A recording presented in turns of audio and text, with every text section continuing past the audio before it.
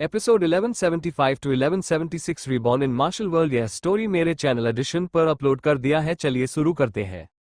फिर आकाश नगर की बारी फिर से आए। आखिरी व्यक्ति जो अभी तक नहीं लड़ा था बाहर आया और धीवर परिवार से बचे 3 मध्यम स्तर के स्वर्गीय योद्धाओं में से सबसे मजबूत को देखा। वो उसके मुकाबले कमजोर दिख रहा था, लेकिन उसने उसकी ओर इशारा किया और कहा, यहाँ आओ। धीवर परिवार के शक्तिशाली योद्धा की आंखें आग की लपटों से भरी हुई थी। उसकी आंखों के बीच की जगह उसकी चमक से लगभग विकृत हो गई थी। बस वो शक्तिशाली योद्धा अचानक गायब हो गया। उसकी शून्य क्षेत्र की चपलता तकनीक अविश्वसनीय थी। आकाश नगर के योद्धा के आसपास का स्थान विकृत हो गया, जिससे उसे देखना मुश्किल हो गया। बूम कच, एक प्राचीन पत्थर दिखाई दिया और आगे बढ़ गया, जिससे वातावरण विकृत होना बंद हो गया। उस पत्थर में कुछ अजीब सी रोशनी थी। बस धीवर परिवार का योद्धा फिर से गायब हो गया और आकाश नगर के योद्धा के पीछे फिर से प्रकट हुआ। लेकिन आकाश नगर के योद्धा ने उसकी ओर नहीं देखा, बल्कि उसने हवा में पीछे की ओर मुक्का मारा और एक और पत्थर की पट्टिका प्रकट हुई। भीड़ आश्चर्यचकित थी, क्योंकि उसके प्रत्येक प्रहार में पवित्र चिन्ह थे, जो शीघ्र ही संघनित होकर पत्थर की पट्टियों में बदल गए। बूम बूम बूम, युद्ध मंच के चारों ओर का स्थान पूरी तरह से विकृत हो गया, क्योंकि ई छायाएं दिखाई दी। धीवर परिवार के मजबूत योद्धा ने शून्य क्षेत्र की चपलता तकनीक में उच्च स्तर पर महारत हासिल की थी, इसलिए वो अविश्वसनीय रूप से तेज गति से आगे बढ़ सकता था। हालांकि आकाश नगर का योद्धा भी भयानक था। वो पत्थर की पट्टियों से घिरा हुआ था और वो अभी तक हिला भी नहीं था। ब्रह्मांडीय युद्ध चक्रण, धीवर परिवार के योद्धा ने चिल्लाते हुए कहा। धीवर परिवार के योद्धा की शक्ति संघनित होकर आकाश नगर के योद्धा के चारों ओर घूमने लगी। सर्वव्यापी मोहर, आकाश नगर के योद्धा ने कहा। उसने अपने दोनों हाथ ऊपर उठाए और उसके चारों ओर कई और प्राचीन पत्थर दिखाई दिए। अब वो स्थान उतना विकृत नहीं था, यहां तक कि वो थोड़ा ठीक भी हो गया था। बस धीवर परिवार के योद्धा का खून खौल उठा। फिर उसका शून्य क्षेत्र एक शून्य क्षेत्र चित्र स्क्रॉल में बदल गया और आकाश से नीचे उतरा। वह आकाश नगर के योद्धा को उसके अंदर लपेटना चाहता था। नष्ट करो, आकाश नगर के योद्धा ने गुस्से से चिल्लाते हुए कहा। उसके शरीर से एक पत्थर की प्लेट निकली और चित्र स्क्रॉल से टकरा गई। प्राचीन पत्थर की प्लेट विशाल हो गई और चित्र स्क्रॉल सहित जगह को सील कर दिया। बूम बूम बूम, मंच जोर से हिल गया, लेकिन चित्र स्क्रॉल नहीं हिला। धीवर परिवार का योद्धा अब अपनी मार्शल स्पिरिट को नियंत्रित नहीं कर सकता था। नष्ट करो, आकाश नगर के योद्धा ने गुस्से से चिल्लाते हुए कहा। फिर उसने एक कदम आगे बढ़ाया और अचानक दोनों लड़ाके प्राचीन पत्थरों के पहाड़ के नीचे दब गए। अचानक प्राचीन पत्थरों पर चमकदार रोशनी दिखाई दी और पत्थरों पर काले काले चित्र उभर आए। जाओ, आकाश नगर के योद्धा ने ठंडे स्वर में चिल्लाते हुए कहा। फिर प्राचीन पत्थरों ने धीवर परिवार के शक्तिशाली योद्धा पर सीधे हमला कर दिया। ब्रेक, धीवर परिवार के योद्धा ने चिल्लाते हुए कहा।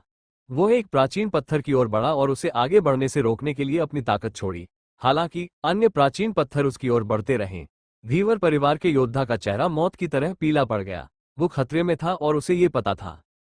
उसने अपना सिर उठाया और देखा कि एक विशाल पत्थर उसके ऊपर गिर रहा है। यह उसके प्रतिद्वंद्वी की मार्शल स्पिरिट थी, जिसने न केवल उसकी मार्शल स्पिरिट को दबाया, बल्कि उसके ऊपर की जगह को पूरी तरह से बंद कर दिया। ब्रेक ब्रेक ब्रेक, धीवर परिवार के योद्धा ने चिल्लाते हुए कहा। उसने पत्थरों पर भयानक ताकत छोड़नी शुरू कर दी, लेकिन वे हिले नहीं। नष्ट करो, आकाश नगर के योद्धा ने चिल्लाते हुए कहा। सभी पत्थर धीवर परिवार के योद्धा के करीब आ गए और उसे दबा दिया, फिर उसे दफना दिया। उसने उन्हें रोकने के लिए अपने हाथों का इस्तेमाल किया, लेकिन फिर उसने भयानक चीखें निकाली। वापस आओ, आकाश नगर के शक्तिशाली योद्धा ने चिल्लाते हुए कहा। आकाश नगर के शक्तिशाली योद्धा ने अचानक अपना हाथ जमीन पर रखा और पत्थर तुरंत कब्र में बदल गए और उसके दुश्मन को अंदर दफना दिया। भीड़ उसे अब और नहीं देख सकती थी। फिर आकाश नगर के योद्धा ने अपनी मार्शल स्पिरिट को वापस ले लिया और विशाल पत्थर उसके शरीर में वापस चला गया। उसके दुश्मन की मार्शल स्पिरिट गायब हो गई थी और वह मर चुका था। मेरा नाम जायंत है, युवक ने उदासीनता से कहा। फिर वह आकाश नगर से आए लोगों के पास वापस चला गया। अब धीवर परिवार के पास केवल 2 मध्यम स्तर के स्वर्गीय योद्धा बचे थे। अब पुनः धीवर परिवार की बारी थी। आकाश नगर, उनके पास निश्चित रूप से कोई रहस्य है। सम्राट धीवर ने सम्राट अजिंक्य को घूरते हुए सोचा। उनके पास निश्चित रूप से कोई रहस्य था, अन्यथा उनके सभी प्रत्यक्ष शिष्य इतने मजबूत कैसे हो सकते थे? वे सभी प्रतिभाशाली थे। सम्राट अजिंक्य भी अविश्वसनीय रूप से मजबूत थे और बहुत कम समय में ही उठ खड़े हुए थे। निशांत, विश्वनाथ, जहान, राजबीर, दिव्यांग, अचल, विशाल, जायंत, युवंश, विनीत, 11 प्रत्यक्ष शिष्य। निशांत ने भाग नहीं लिया, लेकिन अभी भी अक्षांश है। हम किसके खिलाफ लड़ सकते हैं? सम्राट धीवर ने कहा। सम्राट धीवर हिचकिचा रहे थे। सम्राट धीवर, अगर आप अनिश्चित हैं तो आप इस बार हार मान सकते हैं और किसी को बाहर होने दे सकते हैं। सम्राट अजिंक्य ने शांति से कहा। सम्राट धीवर ने इस टिप्पणी से अपमानित महसूस किया। मैं जा रहा हूं, तुशिन ने ठंडे अंदाज में कहा। नहीं। अगले दौर में सम्राट धीवर ने तुशिन के सामने अपना हाथ रखते हुए कहा और उसे जाने से रोका। ठीक है, अगले चरण में मैं जाकर उसे मार डालूंगा। तुशिन ने टेलीपैथी का उपयोग करते हुए सम्राट धीवर से कहा। नहीं, पहल मत करो, सम्राट धीवर ने ठंडे स्वर में कहा। यहां तक कि वह भी नहीं जानता था कि आकाश नगर के लोगों के समूह में सबसे कमजोर कौन था। अगर मैं गलत नहीं हूं तो वे अक्षांश को तुम्हारे खिलाफ लड़वाएंगे। धीरज, जाओ और वर्धन परिवार से किसी को मार डालो, सम्राट धीवर ने कहा। धीरज ने सिर हिलाया और मंच पर कूद गया। उसने वर्धन परिवार से एक मजबूत योद्धा को चुना। पिछले दौर में वर्धन परिवार ने धीवर परिवार के एक सदस्य को मार दिया था, इसलिए इस बार वे उसका बदला लेंगे। धीरज ने वर्धन परिवार के एक सदस्य को चुना और उसे मारने के लिए अपनी पूरी ताकत लगा दी। उसने उसे घायल कर दिया, लेकिन उसे मार नहीं सका। फिर नागल परिवार की बारी आई। उन्होंने भी आकाश नगर से कोई लड़ाका नहीं चुना, बल्कि वर्धन परिवार से किसी को चुना। नागल परिवार ने वर्धन परिवार के एक मजबूत योद्धा को मार डाला था, लेकिन बहुत जल्दी वर्धन परिवार ने अपना बदला ले लिया। उन्होंने धीवर परिवार के खिलाफ लड़ाई नहीं की, बल्कि धीवर परिवार के दो सबसे अच्छे मध्यम स्तर के स्वर्गीय योद्धाओं को आकाश नगर के लिए छोड़ दिया। देवमारा पैलेस ने धीवर परिवार के स्वर्गीय स्तर के एक शीर्ष योद्धा को खत्म करने के लिए स्वर्गीय स्तर के शीर्ष पर स्थित एक योद्धा को भेजा। धीवर परिवार में केवल 7 लोग ही बचे थे। अगर वे इस दौर में सफल नहीं हुए तो ये हास्यास्पद होगा। वे सम्राटों की बैठक के आयोजक थे, इसलिए अगर वे अगले दौर के लिए योग्य नहीं हुए तो हर कोई उनका मजाक उड़ाएगा। इमोर्टल हेवनली पैलेस ने भी स्वर्गीय स्तर के शीर्ष पर एक योद्धा को भेजा, जिसने धीवर परिवार से 7वें स्वर्गीय स्तर के एक योद्धा को समाप्त कर दिया। क्षितिज दिव्य महल ने आकाश नगर पर हमला नहीं किया, बल्कि उन्होंने 8वें राजकुमार को वर्धन परिवार के एक योद्धा को खत्म करने के लिए भेजा। बाद में फिर से आकाश नगर की बारी आई और हर कोई उनकी ओर देख रहा था। वे किसे भेजने वाले थे? जहान, तुशिन को अक्षांश को दे दो, निशांत ने कहा। जहान समझ गया, इसलिए वो हवा में उछल पड़ा और क्रॉस लेग करके बैठ गया। फिर उसने धीवर परिवार के सदस्यों को देखा, खास तौर पर लुपेश को। वो 6वें स्वर्गीय स्तर का योद्धा था और काफी मजबूत था। आकाश नगर ने जहान को भेजा और लुपेश बहुत शक्तिशाली है, लेकिन अंत में उसे खत्म कर दिया जाएगा। जहान, निशांत और विश्वनाथ 2 सम्राटों के अधीन सबसे मजबूत प्रत्यक्ष शिष्य है। भीड़ ने सोचा, जहान प्रसिद्ध था जबकि लुपेश इतना प्रसिद्ध नहीं था। आकाश नगर ने पहले ही धीवर परिवार के 2 सर्वश्रेष्ठ सेनानियों के लिए प्रतिद्वंद्वी चुन लिए थे, जहान बनाम लुपेश, अक्षांश बनाम तुशिन। इधर लुपेश आगे कूद गया और ब्लू रिज पर्वत चोटी से नीचे उतरा। एक झटके में वो युद्ध के मंच पर उतरा और जहान का सामना किया। वो ये भी जानता था कि जहान कितना प्रसिद्ध है, लेकिन वह नहीं जानता था कि उन अफवाहों के बाद से जहान कितना मजबूत हो गया था। दन, क्रूर हत्यारे, जहान ने कहा। जहान ने अपनी हथेलियां एक साथ रखी और पैरों को मोड़कर बैठ गया। वह शुद्ध, मासूम और राजसी लग रहा था। उसके चारों ओर सुनहरी रोशनी चमक रही थी और उसका खून खोल रहा था। फिर उसके पीछे एक बुद्ध प्रकट हुए। ओम शत्रु नाशम, शत्रु नाशम, ओम शत्रु नाशम, शत्रु नाशम। जहान ने बुद्ध का मंत्र पढ़ना शुरू किया। प्रत्येक शब्दांश एक ध्वनि तरंग में बदल गया, जिसमें भयानक ऊर्जाएं समाहित थीं। क्या यह महान बौद्ध मंत्र है? किसी ने कहा। भीड़ में से कुछ लोगों को लगा कि उन्होंने मंत्र पहचान लिया है। नहीं, इसमें 3 शब्द है, ये बुद्ध का मंत्र होगा। किसी ने कहा। सेलेस्टियल थंडर मंदिर के सदस्य अचंभित थे। आकाश नगर में 2 अद्भुत बौद्ध भिक्षु थे, विशाल जिसका बौद्ध नाम प्रज्ञा था और जहान जो बुद्ध का मंत्र जानता था। दहाड़, इधर ऐसा लगा जैसे बुद्ध के मंत्र ने शेर की शक्ति को आकर्षित कर लिया हो। सुनहरे शेर हवा में प्रकट हुए और लुपेश की ओर बढ़े। लुपेश चमकदार रोशनी से घिरा हुआ था और उसके हाथ में एक ऊर्जा तलवार ने आकार ले लिया। बूम, शेरों ने दहाड़ते हुए रोशनी को नष्ट कर दिया। फिर वे आगे बढ़ते रहे। लुपेश ने अपनी तलवार उठाई और अपने आगे हवा में वार किया। उसके बगल से अनंत मात्रा में सुनहरी ऊर्जा गुजरी, उसके बाएं और दाएं दोनों तरफ। उसके ठीक सामने उसकी ऊर्जा तलवार धीरे धीरे ऊपर उठ रही थी। उसकी शून्य क्षेत्र ऊर्जा तलवार एक मध्यम स्तर के पवित्र हथियार से भी अधिक शक्तिशाली थी। यह एक उच्च स्तर के पवित्र हथियार की ताकत से मेल खाती थी। जहान को तलवार की ज्यादा परवाह नहीं थी। वह स्पष्ट, मधुर, शुद्ध, गहरी, दूरगामी ब्रह्मा की आवाज में मंत्रों का जाप करता रहा। जहान के पीछे बैठे बुद्ध ने उगते सूरज की तरह अपना विशाल हाथ ऊपर उठाया। फिर एक आग के गोले जैसा कुछ दिखाई दिया। दरअसल ये सूरज की ऊर्जा थी जो तलवार में बदल रही थी। महान बुद्ध तलवार, दक्ष ने सोचा। महान बुद्ध तलवार, वो इतना शक्तिशाली कैसे हो सकता है? किसी ने कहा। सेलेस्टियल थंडर मंदिर के सदस्य इस बारे में बातें कर रहे थे। चकाचौंध भरी रोशनी के कारण लुपेश अब अपनी आंखें भी नहीं खोल पा रहा था। उसने फिर भी अपनी तलवार से हमला किया, लेकिन महान बुद्ध की तलवार उसकी ओर उतर रही थी। बूम! शून्य क्षेत्र की तलवार जहान पर गिरी, लेकिन इस समय वो सुनहरी रोशनी से घिरा हुआ था और उसका शरीर अविश्वसनीय रूप से घना था। वार से एक धातु बजने जैसी आवाज गूंजी। विशाल बुद्ध तलवार लुपेश के पास पहुंची और विस्फोटों की आवाजें आने लगी। फिर लुपेश गायब हो गया और जहान के सामने फिर से प्रकट हुआ और एक और शून्य क्षेत्र वाली तलवार को संघनित किया। इस बार वो जहान की ईश्वरीय चेतना पर निशाना साध रहा था। दहाड़ दहाड़ शेर फिर से प्रकट हुए और दहाड़ने लगे, जिससे कि लुपेश हिंसक रूप से हिल गया। उसकी तलवार अविश्वसनीय रूप से तेज थी, लेकिन फिर भी वो जहान के शरीर को काटने में कामयाब नहीं हो सका। बुद्ध के कौशल और तकनीक अफवाहों की तरह ही अविश्वसनीय है। सेलेस्टियल थंडर मंदिर के शक्तिशाली योद्धाओं ने सोचा। मरो मरो मरो, लुपेश ने चिल्लाते हुए कहा। उसकी आंखें अब लाल हो गई थीं, उसकी आवाज कर्कश हो गई थी, लेकिन उसने अपनी शून्य क्षेत्र की तलवार से जहान पर हमला करना जारी रखा। उसने जहान के सिर, गर्दन, सीने पर वार किया। ये सभी वार उसे मारने के उद्देश्य से किए गए थे। अगर वो सोचता है कि वो जहान को मार सकता है, तो वो पागल है। दक्ष ने सोचा। प्रतिस्थापन, जहान ने कहा। एक झटके में लुपेश की अगली तलवार ने जहान के शरीर को 2 टुकड़ों में काट दिया। भीड़ हैरान थी, इतनी कि वे मुश्किल से सांस ले पा रहे थे। इसी समय जहान के पीछे बैठे बुद्ध ने अपनी आंखें खोली और अपना विशाल हाथ लुपेश की ओर बढ़ाया। जहान, भीड़ ने कहा। भीड़ ने उन आंखों को पहचान लिया। जहान और बुद्ध ने शरीरों की अदला बदली कर ली थी। लुपेश ने अपनी तलवार से जिस शरीर को 2 टुकड़ों में काटा, वो लाखों सुनहरे सितारों में बदल गया। बस एक भयानक शक्ति लहरों में लुढ़क गई। लुपेश भागना चाहता था, लेकिन बहुत देर हो चुकी थी। विशाल बुद्ध के हाथ ने उसे पकड़ लिया। नहीं, लुपेश ने गुस्से से चिल्लाते हुए कहा। विशालकाय बुद्ध ने ब्लू रिज पर्वत चोटी के शीर्ष पर लोगों को देखा और कहा, धीवर परिवार में केवल 5 और लोग हैं। केवल एक और मध्यम स्तर का स्वर्गीय योद्धा है।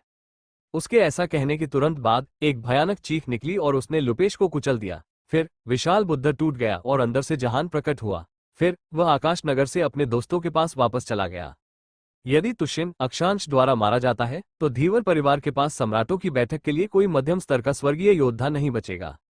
भीड़ ने सोचा, 5 साल, 10 साल या 20 साल में आकाश नगर कितना ताकतवर होगा? भीड़ ने कहा, लेकिन उन्होंने इस बारे में ज्यादा नहीं सोचा। ये बिल्कुल स्पष्ट था कि अगर आने वाले सालों में आकाश नगर की ताकत बढ़ी तो क्या होगा। इधर धीवर परिवार की बारी फिर से आई। धीवर परिवार ने 9वें स्वर्गीय स्तर के एक योद्धा को लड़ने के लिए भेजा। तुशिन अभी भी अक्षांश के उसे चुनौती देने का इंतजार कर रहा था। 9वें स्वर्गीय स्तर के योद्धा ने वर्धन परिवार से स्वर्गीय स्तर के शीर्ष पर एक योद्धा को चुना। 8वें स्वर्गीय स्तर का योद्धा, धीवर परिवार के योद्धा ने एक शानदार लड़ाई के बाद वर्धन परिवार के योद्धा को हरा दिया। इधर धीवर परिवार की बारी फिर से आई। धीवर परिवार ने 9वें स्वर्गीय स्तर के एक योद्धा को लड़ने के लिए भेजा। तुशिन अभी भी अक्षांश के उसे चुनौती देने का इंतजार कर रहा था। 9वें स्वर्गीय स्तर के योद्धा ने वर्धन परिवार से स्वर्गीय स्तर के शीर्ष पर एक योद्धा को चुना। 8वें स्वर्गीय स्तर का योद्धा, धीवर परिवार के योद्धा ने एक शानदार लड़ाई के बाद वर्धन परिवार के योद्धा को हरा दिया। नागल परिवार ने एक मध्यम स्तर के स्वर्गीय योद्धा को भेजा, जिसने वर्धन परिवार से एक मध्यम स्तर के स्वर्गीय योद्धा को चुना और उसे हराने में कामयाब रहा। फिर वर्धन परिवार की बारी थी। उन्होंने अपना बदला लिया और 9वें स्वर्गीय स्तर के एक योद्धा को धीवर परिवार के 9वें स्वर्गीय स्तर के एक योद्धा से लड़ने के लिए भेजा, जिसने पिछले दौर के दौरान उनमें से एक को खत्म कर दिया था। लड़ाई बहुत बढ़िया और भयानक थी, लेकिन अंत में वर्धन परिवार के स्वर्गीय स्तर के शीर्ष पर स्थित योद्धा ने जीत हासिल की। उसने धीवर परिवार के योद्धा को हरा दिया था, लेकिन उसे नहीं मारा। हृदय बेहद ताकतवर है, वो 9वें स्वर्गीय स्तर के योद्धा से कमजोर नहीं है। हिरेश की ताकत का तो कहना ही क्या। भीड़ ने सोचा। फिर देवमारा पैलेस की बारी थी। उन्होंने 9वें स्वर्गीय स्तर के एक राक्षस योद्धा को धीवर परिवार के 9वें स्वर्गीय स्तर के एक योद्धा का सामना करने के लिए भेजा, जिसने पहले शिवांगी के खिलाफ लड़ाई लड़ी थी। देवमारा पैलेस के योद्धा ने जीत हासिल की और धीवर परिवार के योद्धा को खत्म कर दिया, जिससे धीवर परिवार में सिर्फ 3 लोग बचे। फिर एबीस ऑफ सोरो की बारी थी और उन्होंने हिरेश से लड़ने के लिए 9वें स्वर्गीय स्तर के एक योद्धा को भेजा। फिर एबीस ऑफ सोरो से आए शक्तिशाली योद्धा ने हिरेश को हरा दिया। इससे सभी को एक कहावत याद आ गई, जो कुएं में गिर गया हो उस पर पत्थर फेंकना। कई लोगों ने सोचा, यदि आकाश नगर के पास ऐसे अविश्वसनीय शिष्य नहीं होते, तो वे संभवतः कुएं के तल पर होते। इस समय ब्लू रिज पर्वत चोटी के शीर्ष पर 2 शिष्य बचे थे, लेकिन भीड़ में उनके लिए कोई दया नहीं थी। वे केवल उन्हें ठंडे और उदासीन तरीके से देख रहे थे। धीवर परिवार ने नियम निर्धारित किए थे, इसलिए सभी लोगों में से उन्हें नियमों का सम्मान करना था, हालांकि नियम उनके खिलाफ थे। पहले सम्राट धीवर शांत दिख रहे थे। लेकिन अब वे क्रोधित दिख रहे थे। उन्हें अपमानित महसूस हुआ। उनके पास केवल 2 योद्धा बचे थे, और अगर तुशिन और हृदय हार गए तो यह उनके लिए पूरी तरह से हार होगी। उन्हें आयोजन का प्रबंधन जारी रखना होगा, लेकिन उनका परिवार इसमें भाग भी नहीं लेगा। तुशिन और हृदय शायद विश्वनाथ और अक्षांश के खिलाफ लड़ेंगे, इसलिए बाकी लोगों को चिंता करने की जरूरत नहीं है। भीड़ ने सोचा, एबीस ऑफ सोरो ने हिरेश को खत्म करने में मदद की थी, इसलिए उन्होंने भी धीवर परिवार को अपमानित किया था। इसके अलावा भले ही आकाश नगर अंतिम 2 को खत्म करने में कामयाब न हो, लेकिन अन्य लोग शायद कामयाब हो जाएंगे। क्षितिज दिव्य महल ने आकाश नगर के लोगों पर हमला करना जारी नहीं रखा। इसके बजाय उन्होंने वर्धन परिवार के लोगों के खिलाफ लड़ाई लड़ी। वे धीवर परिवार और आकाश नगर के एक दूसरे से लड़ने का इंतजार कर रहे थे। फिर आकाश नगर की बारी फिर से आए। निशांत ने मुस्कुराते हुए कहा, विश्वनाथ, तुम हृदय के खिलाफ लड़ो, फिर तुशिन अगला मुकाबला करेगा। निशांत को विश्वनाथ पर भरोसा था। अगर विश्वनाथ हृदय को खत्म करने में कामयाब हो जाता तो धीवर परिवार के पास सिर्फ तुशिन ही बचता। तुशिन के पास लड़ने के अलावा कोई विकल्प नहीं होता। इसके अलावा जब भी कोई उसे चुनता, उसे हर बार लड़ना पड़ता। भले ही अक्षांश उसे खत्म न करे, लेकिन कुछ दूसरे उसे चुन सकते हैं। निशांत अक्षांश की मदद कर रहा है, भीड़ ने सोचा। विश्वनाथ पहले हृदय को खत्म कर देगा। इस तरह अक्षांश के पास अंत में अपना दुश्मन चुनने का विकल्प होगा। यदि तुशिन को पहले खत्म कर दिया जाता तो अक्षांश नागल परिवार और क्षितिज दिव्य महल के अन्य योद्धाओं के खिलाफ लड़ने में सक्षम होता। क्षितिज दिव्य महल के सबसे अविश्वसनीय प्रतिभाशाली लोग भी धीरे धीरे उभरने लगे थे, लेकिन राजकुमारों ने अब आकाश नगर के किसी भी योद्धा के खिलाफ लड़ने का विकल्प नहीं चुना। इस समय विश्वनाथ युद्ध मंच पर उतरा और धीवर परिवार के सदस्यों को देखा। उसे कुछ भी कहने की जरूरत नहीं थी। उसने बस हृदय को देखा, जो फिर शिखर से उतरा और युद्ध मंच पर उतरा। बस विश्वनाथ पलक झपकते ही गायब हो गया। हैरानी की बात यह है कि उसने तुरंत अपनी तलवार का इस्तेमाल नहीं किया। बूम! विश्वनाथ आगे कूद गया और हृदय के सामने प्रकट हुआ। उसने अपनी दोनों मुठियां ऊपर उठाई और उनमें पुनर्जन्म के इरादे को संघनित किया। पुनर्जन्म की 6 रोशनियां प्रकट हुई। हृदय ने अपने हाथ ऊपर उठाए और उसके सामने रोशनी दिखाई दी। वो विश्वनाथ की ऊर्जा को अपने भीतर समाहित करना चाहता था। एक ध्वनि जो बहुत दूर से आती हुई प्रतीत हो रही थी गूंज उठी जब रोशनी ने विश्वनाथ के पुनर्जन्म के इरादे पर हमला किया।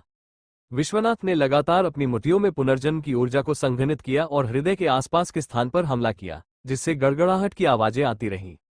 सोल कैप्चरिंग पुनर्जन्म, विश्वनाथ ने कहा। फिर पुनर्जन्म ऊर्जाओं से भरी एक तेज हवा हृदय के शरीर से टकराई। हृदय समझ सकता था कि पुनर्जन्म की वे ऊर्जाएं कितनी भयानक थीं। वे उसकी आत्मा को खींच रही थीं। बस हृदय शून्य क्षेत्र ऊर्जा से घिरा हुआ था, जो सुनहरी रोशनी में बदल गया। इसी समय उसका खून खौल उठा और उसकी मार्शल स्पिरिट प्रकट हुई। यह एक शून्य क्षेत्र चित्र स्क्रॉल था, जो उसके शरीर को घेरे हुए था। वह जानता था कि वह विश्वनाथ को मारने के लिए अपनी मार्शल स्पिरिट पर भरोसा नहीं कर सकता था, लेकिन वह अभी भी इसके साथ खुद को बचा सकता था। लाखों सुनहरे शून्य क्षेत्र ऊर्जा धागे दिखाई दिए और युद्ध के मंच को घेर लिया। हृदय युद्ध के मैदान को अपना क्षेत्र बनाना चाहता है, भीड़ ने सोचा। विश्वनाथ निडर था। उसने हृदय की दिशा में हवा में हमला जारी रखा। विस्फोटों की आवाजें आने लगी और उनके आसपास की जगह में छेद दिखाई देने लगे। हृदय और विश्वनाथ दोनों ही ताकत के मामले में तुलनीय है। ऐसा लगता है कि उनमें से कोई भी दूसरे को नहीं मार सकता। वे दोनों युद्ध के मंच का उपयोग करके अपना क्षेत्र बनाने की कोशिश कर रहे हैं, भीड़ ने सोचा। बहुत जल्दी युद्ध के मंच पर एक तेज हवा बह गई। इसमें पुनर्जन्म और शून्य क्षेत्र की ऊर्जाएं शामिल थीं।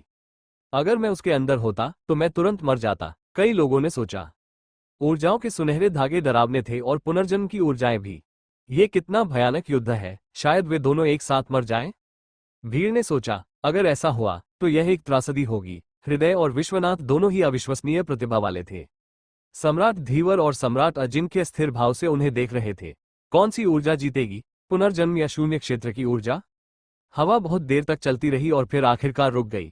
धीरे धीरे भीड़ ने देखा कि अंदर क्या था। हृदय शून्य क्षेत्र ऊर्जाओं से घिरा हुआ था, लेकिन वो धीरे धीरे अपनी जान खो रहा था। वह अपना हाथ आगे बढ़ाकर मदद के लिए रो रहा था, क्योंकि वो पुनर्जन्म की खाई में गिर रहा था।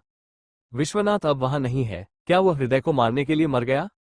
भीड़ ने सोचा। सम्राट धीवर डर गया। भले ही विश्वनाथ ने हृदय को मारने के लिए खुद को मार डाला हो, अगर हृदय मर गया तो सम्राट धीवर को कुचल दिया जाएगा। आखिरकार हृदय उसका बेटा था। इसके अलावा हृदय के बाद केवल तुशिन ही बचेगा।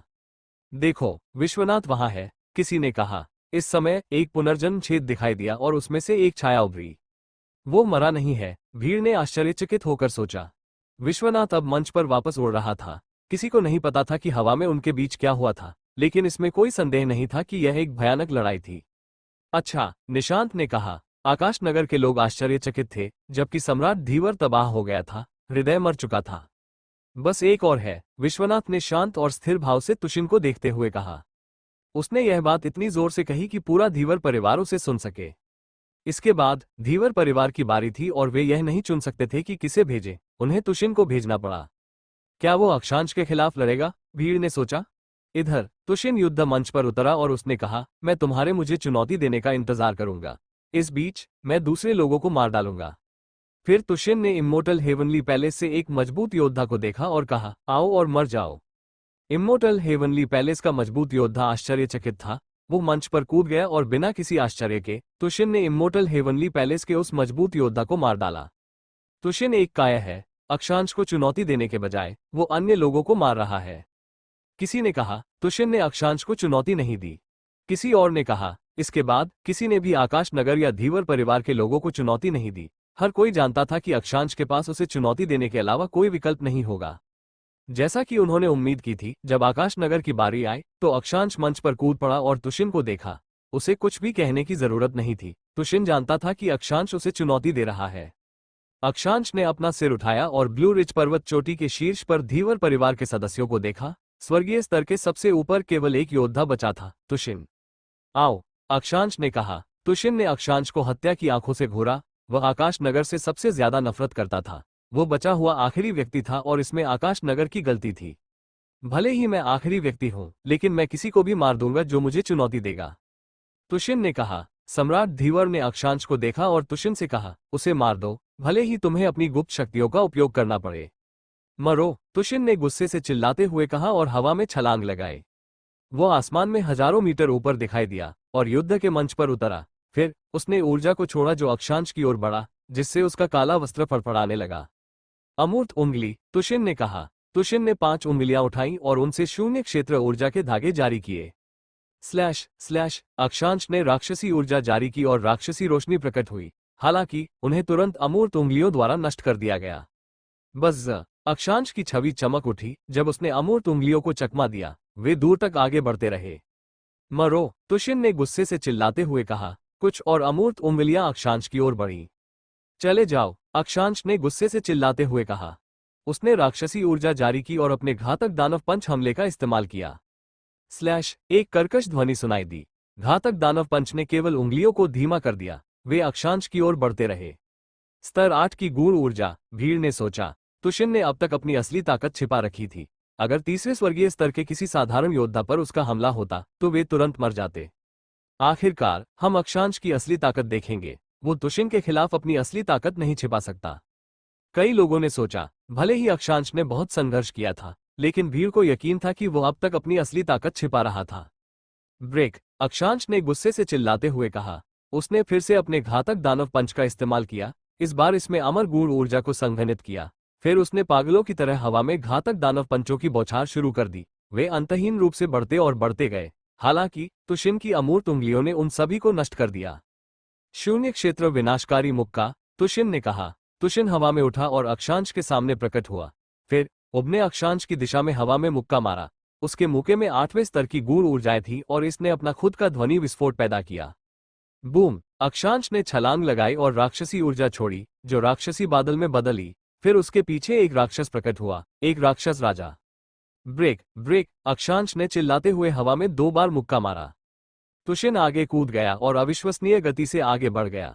अक्षांश ने अचानक पलटकर देखा और 2 मुठियां अपनी ओर बढ़ती हुई देखी। लेकिन इसी समय तुशिन गायब हो गया और फिर से दूर चला गया। अक्षांश ने हमले को रोकने के लिए अपने चारों ओर हवा में मुक्का मारना जारी रखा। फिर तुशिन ने शून्य क्षेत्र ऊर्जा जारी की जो एक भयानक प्रकाश किरण में बदल गई। स्तर 8 और स्तर 7 की गूढ़ ऊर्जाओं के बीच बहुत बड़ा अंतर है। दक्ष ने सोचा, तुशिन अपनी चपलता, तकनीकों और कौशल और मंत्रों में अपने स्तर 8 की शून्य क्षेत्र की ऊर्जा का उपयोग कर सकता है। क्या यही तुशिन की असली ताकत है? अगर अक्षांश उसे नहीं हरा सकता तो दूसरे समूहों के शिष्य भी उसे नहीं हरा पाएंगे। भीड़ ने सोचा। इस समय अक्षांश एक भयानक रोशनी से घिरा हुआ था और तुशिन उस रोशनी के ऊपर था। उसने गुस्से से चिल्लाते हुए कहा, क्या बस इतना ही है? अगर ऐसा है तो मर जाओ। फिर तुशिन ने अक्षांश की दिशा में हवा में मुक्का मारा। बूम, राक्षसी इरादे हवा में घूमे और अक्षांश के शरीर को घेर लिया। लेसेरेट, तुशिन ने चिल्लाते हुए कहा। शून्य क्षेत्र रोशनी से भयानक ऊर्जाएं उभरी और एक तेज हवा के रूप में अक्षांश की ओर बढ़ी। इस तरह की हवा स्वर्गीय स्तर के एक शीर्ष योद्धा को मार सकती है। भीड़ ने सोचा, क्या अक्षांश मरने वाला था? मरो! अक्षांश ने गुस्से से चिल्लाते हुए कहा। उसके पीछे राक्षस की आकृति के अलावा एक और राक्षस दिखाई दिया, जो कम से कम 10 मीटर ऊंचा था। उसके हाथों ने तुशिन की रोशनी पर हमला किया और उन्हें नष्ट कर दिया। आगे आओ! अक्षांश ने गुस्से से चिल्लाते हुए कहा। दानव राजा वापस आया और अक्षांश के साथ मिल गया। अक्षांश अचानक विशालकाय हो गया और उसमें असाधारण राक्षसी इरादे थे। मरो! अक्षांश ने गुस्से से चिल्लाते हुए कहा। एक राक्षस शाप की तरह ध्वनि तरंगे तुशिन के सिर के अंदर गूंज उठी। फिर अक्षांश ने उसे तिरस्कारपूर्ण तरीके से देखा। तुशिन राक्षसी ऊर्जाओं से प्रभावित हो रहा था। मरो, मरो, मरो! तुशिन ने गुस्से से चिल्लाते हुए कहा। मैं तुम्हें मार डालूंगा, तुशिन के सिर में एक राक्षसी आवाज ने कहा। इसके बाद अक्षांश ने फिर से अपने घातक दानव पंच का इस्तेमाल किया, जिसमें अमर गूढ़ ऊर्जाएं भरी हुई थी। अक्षांश अब बहुत ज्यादा ताकतवर लग रहा था। तुशिन की जिंदगी भी खत्म होती जा रही थी। To be continue. अब आगे क्या होने वाला है? क्या दक्ष तुशिन को इतनी आसानी से हरा पाएगा या फिर तुशिन के पास कोई गुप्त तकनीक या शक्ति थी? क्या धीवर परिवार अब आगे जारी रख पाएगा? आपको क्या लगता है, क्या होंगे इन सभी सवालों के जवाब? हमें कमेंट बॉक्स में कमेंट करके जरूर बताएं और सभी सवालों के जवाब जानने के लिए सुनते रहिए रिबॉन इन मार्शल वर्ल्ड, सिर्फ मेरे चैनल एडिशन पर। और सब्सक्राइब जरूर से करें, लाइक करें, शेयर करें और कमेंट करें।